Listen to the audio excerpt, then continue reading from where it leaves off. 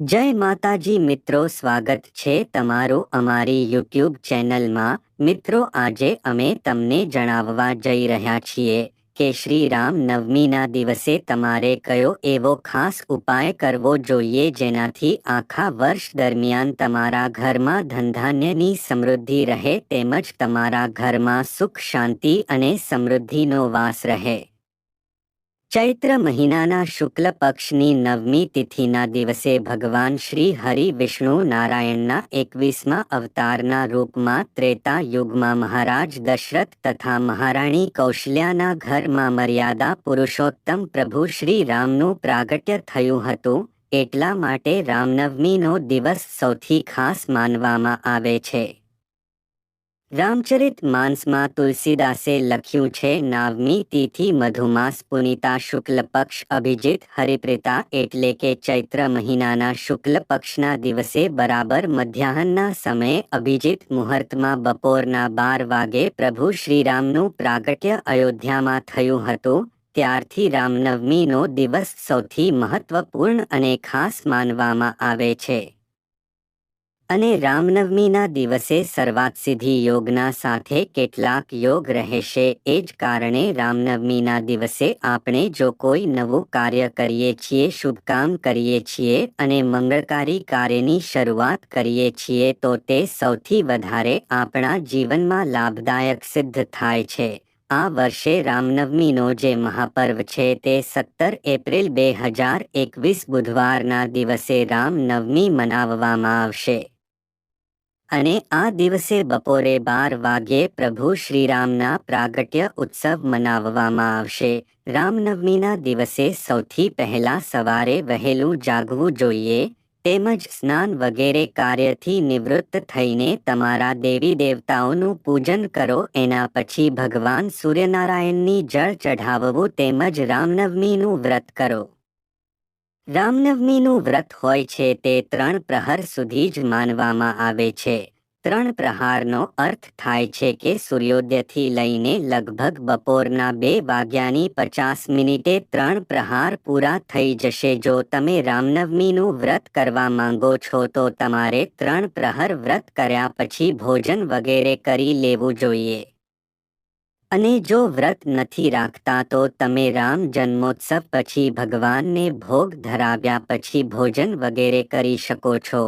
તો રામનવમીના દિવસે સર્વપ્રથમ સવારે બધા કાર્યથી નિવૃત્ત થઈને પ્રભુ શ્રીરામનું મધ્યાહન કાળમાં વિશેષ પૂજન અર્ચન કરો। પ્રભુ શ્રીરામનું આ દિવસે પૂજન કરવા માટે તેનું આહવાન કરવામાં આવે છે અને આહવાન માટે તેમના સામે અક્ષત અને પુષ્પ ચડાવવામાં આવે છે। તેના પછી પ્રભુ શ્રીરામને સ્નાન કરાવવામાં આવે છે।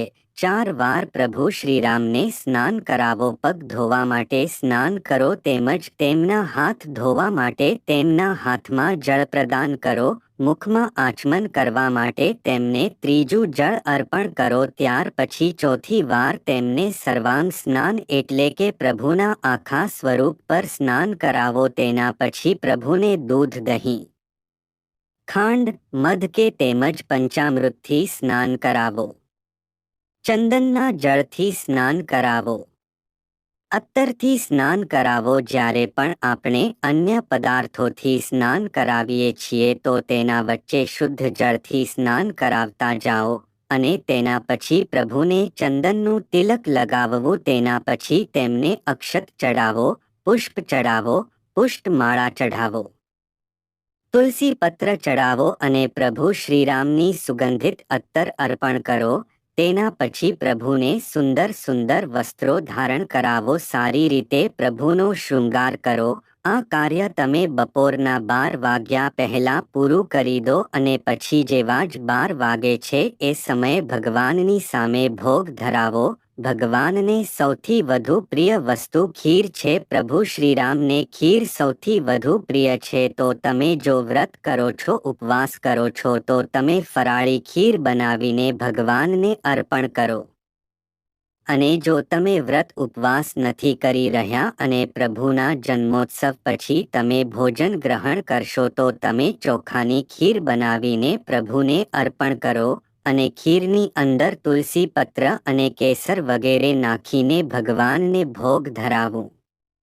આસપાસ જળ ફેરવો અને તેના પછી આરતી કરો. આરતી કર્યા પછી બધા ભક્તોને પ્રસાદ વિતરણ કરો. ફળ, મીઠાઈ અને બીજી જે પણ સામગ્રી તમે ભોગ ધરાવી છે તેનો પ્રસાદ વિતરણ કરો. ભગવાનની સ્તુતિનું ગાન કરો તેમજ શ્રી રામચરિત માનસનું અખંડ રામાયણ પાઠ પણ તમે રામનવમીના દિવસે કરી શકો છો. હનુમાન ચાલીસાનો પાઠ પણ આ દિવસે કરી શકો છો.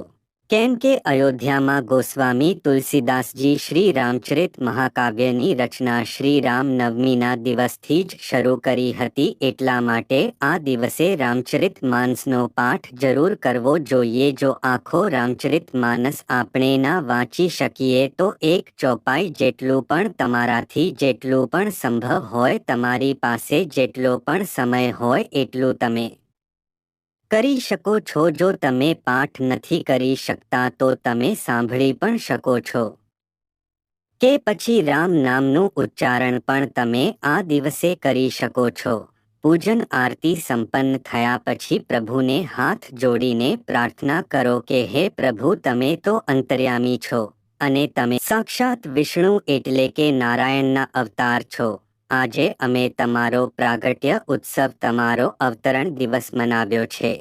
તમારી સેવામાં, પૂજામાં અમારા દ્વારા જાણતા અજાણતા કોઈ ભૂલ થઈ ગઈ હોય તો તમે ક્ષમા કરજો અને અમારા પૂરા પરિવાર ઉપર તમારી કૃપા હંમેશા રહે અને તમારી કૃપાદ્રષ્ટિ ઘરના બધા સભ્યો ઉપર રહે. પરિવારના બધા લોકો સુખી રહે, સ્વસ્થ રહે અને ઉન્નતિ તેમજ પ્રગતિ કરે. આવી રીતે પ્રભુને તમારા મનની પ્રાર્થના જરૂર કરો અને તેના પછી તમે ત્યારે ભોજન ગ્રહણ કરો છો કે પ્રસાદના રૂપમાં તમે ભગવાનની સામે જે ભોગ ધરાવ્યો છે તેને જરૂર ગ્રહણ કરો અને આખો પરિવાર ખીરનો ભોગ જે છે તેને જરૂર ગ્રહણ કરો.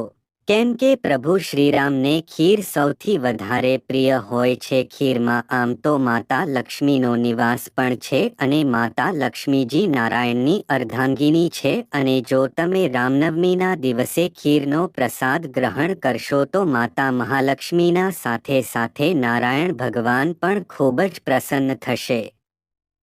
સાથે અમે તમને જણાવી દઈએ કે જ્યારે પ્રભુ શ્રીરામના પ્રાગટ્ય થયું હતું તેના પહેલા તેના પિતા રાજા દશરથે પુત્ર કામેષ્ટી યજ્ઞનું આયોજન કર્યું હતું અને તે યજ્ઞના માધ્યમથી ખીર લઈને અગ્નિદેવ સ્વયં પ્રગટ થયા હતા. યજ્ઞ નારાયણ ભગવાનના પ્રસાદના રૂપમાં ખીર તેમની પ્રાપ્ત થઈ હતી અને તે જ ખીર તેમણે ત્રણેય રાણીઓને ખવડાવી હતી. અને તે ખીરને ખાધા પછી રાજા દશરથને ત્યાં 4 પુત્રનો જન્મ થયો હતો. રામ, લક્ષ્મણ, ભરત, શત્રુઘ્ન ચારે પુત્ર રાજા દશરથને ત્યાં અવતારિત થયા હતા. તો રામનવમીના દિવસે ખીરનું સૌથી વધારે મહત્વ હોય છે.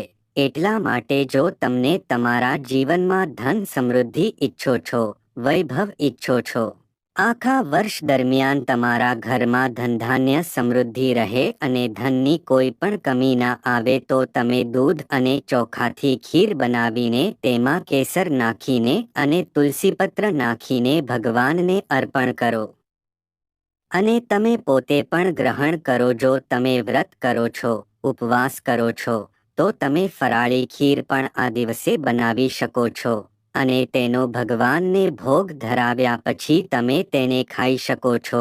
ચોક્કસપણે જો તમે આ ખીર ખાશો તો આખા વર્ષ દરમિયાન તમારા ઘરમાં ધનધાન્યની અપાર વર્ષા થશે અને તમારા ઘરમાં પૈસાની કોઈ કમી નહીં આવી અને તમારું ઘર સુખ, શાંતિ અને સમૃદ્ધિથી ભરેલું રહે છે. તેમજ તમારા ઘરમાં, પરિવારમાં દશે દિશાઓમાંથી અષ્ટલક્ષ્મીનું આગમન થશે. તો આ જ્ઞાનવર્ધક એક વિડીયોને વધારે ને વધારે શેર કરો.